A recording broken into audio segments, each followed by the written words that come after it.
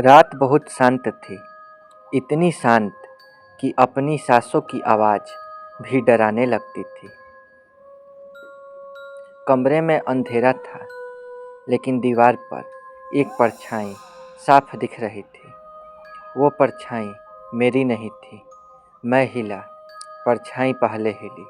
मैं रुका, परछाई अब भी चल रही थी।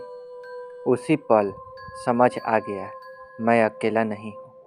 गांव में कहते हैं, कुछ परछाइयाँ रोशनी से नहीं बनती, वो इंसान से बनती है। उन्हें देव साया कहते हैं। एक ऐसी छाया जो इंसानों पर सवार हो जाती है। शरीर उसका नहीं होता, लेकिन परछाई उसी की बन जाती है।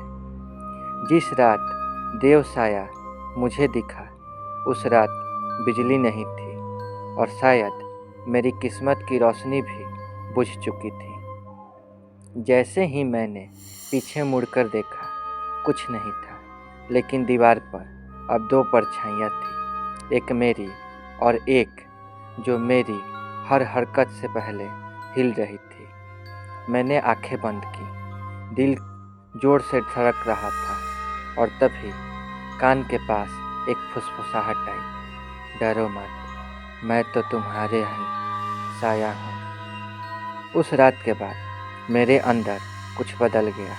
मेरी आवाज़ भारी हो गई, आँखों में अजीब सी चमक आ गई। लोग कहते हैं मैं पहले जैसा नहीं रहा, लेकिन असली डर तब शुरू हुआ जब मैंने देखा मेरी परछाई अब मेरे बिना भी जीने लगी थी। मैं बैठा रहता, परछाई खड़ी रहती। मैं सो जाता, परछाई दीवार पर चलती रहती। कई बार तो मैं कमरे में अकेला होता और परछाई मेरे पीछे नहीं, मेरे सामने होती। गांव के बुजुर्ग बोलते थे, अगर कभी तुम्हारी परछाई गलत दिशा में पड़े या बिना रोशनी के दिखे, तो समझ लेना देव साया तुम्हें चुन चुका है। देव साया को शरीर नहीं चाहिए, उसे बस परछाई चाहिए। हर इंसान की परछाई उसका दरवाज़ा होती है और डर उस दरवाजे की चाबी। जिस रात मेरा डर हद से बढ़ा, उस रात देव साया पूरी तरह सवार हो गया। मैं बोल नहीं पा रहा था, लेकिन मेरे मुंह से आवाज़ आ रही थी, अब ये शरीर भी मेरी परछाई है। कमरे में दिया जलाया गया, मंत्र पढ़े गए, लेकिन रोशनी बढ़ते ही परछाई और गहरी हो गई। जैसे अंधेरा रोशनी से डरता नहीं, बल्कि उसे निगल जाता हो।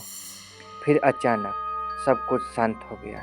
अगली सुबह मैं गायब था, घर खाली था, दरवाज़ा खुला था, लेकिन दीवार पर अब भी एक परछाई थी जो धीरे धीरे मुस्कुरा रही थी। आज भी उस गांव में लोग कहते हैं, अगर रात को दीवार पर तुम्हारी परछाई तुमसे पहले हिले, तो समझ जाना देव साया लौट आया है। आज रात सोने से पहले एक बार अपनी परछाई ज़रूर देखना, क्योंकि हर परछाई तुम्हारी नहीं होती। और ये कहानी जो कि एक बिल्कुल ही रियल इंसिडेंट है, ये हमारे ही एक सब्सक्राइबर राहुल कुमार ने हमारे साथ शेयर किया था, जो कि उनके भाई के साथ घटित हुआ। वो सब उन्होंने हमारे साथ साझा किया और उसी को हमने उनके ही जुबान में आपके सामने पेश किया।